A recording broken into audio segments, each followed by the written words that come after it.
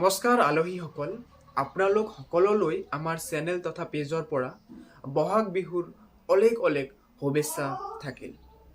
আজি ইংৰাজী 14 এপ্ৰিল অৰ্থাৎ গৰু বিহু। আজিৰ পৰাই আমাৰ আদৰৰ বহাগ বিহুৰ আৰম্ভণি। কিন্তু আপুনি জানেনে আজি অসমীয়া কিমান তাৰিখ?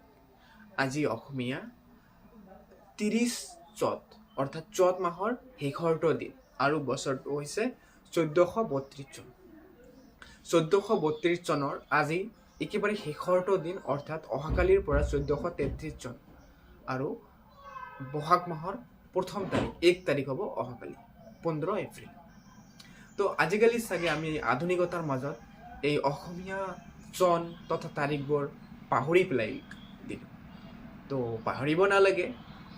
ইংৰাজী তাৰিখ বা চনৰ লগে লগে অসমীয়াটো মনত ৰখা খুবেই প্ৰয়োজনীয় বুলি মই ভাবোঁ, কাৰণ অসমীয়া আমাৰ প্ৰাণ।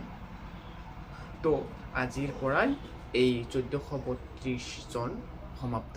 অহাকালিৰ পৰা প্ৰথম বহাগ মাহৰ প্ৰথম দিন অৰ্থাৎ 1433 চনৰ আৰম্ভণি। এতিয়া কথা হ'ল যে ইংৰাজী 2026 আৰু অসমীয়া 1433 ইয়াৰ পাৰ্থক্য কি?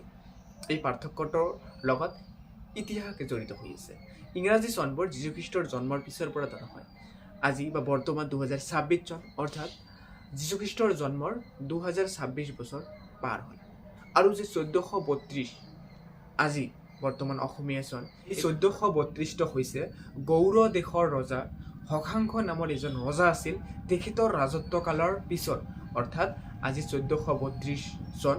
তো এই গৌড় দেশৰ শশাংক ৰজাৰ ৰাজত্বকাল আৰম্ভ হোৱাৰ পিছৰে পৰা আজিলৈ 1432টা বছৰ অতিক্ৰম কৰিলে।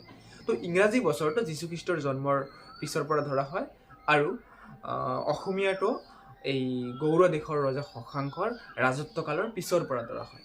এই ইংৰাজী আৰু অসমীয়া এই বছৰৰ গেপ বা পাৰ্থক্য হৈছে 593 বা 94 বছৰ প্ৰায়। অৰ্থাৎ যীশুখ্ৰীষ্টৰ জন্মৰ 593 বছৰ পিছত এই শশাংক ৰজাৰ ৰাজত্বকাল আৰম্ভ হৈছিল আৰু সেই ৰাজত্বকালৰ পৰাই অসমীয়া আৰু বঙলা যিটো কেলেণ্ডাৰ সেইটো ধৰা হয়। তো এইটোৱে আছিল কেলেণ্ডাৰ বা চন সম্বন্ধে অসমীয়া আৰু ইংৰাজীৰ পাৰ্থক্য সম্বন্ধে চমুকৈ এটি ভিডিঅ'। লগতে আপোনালোক সকলোকে আকৌ এবাৰ বিহুৰ অলেখ শুভেচ্ছা জনালোঁ।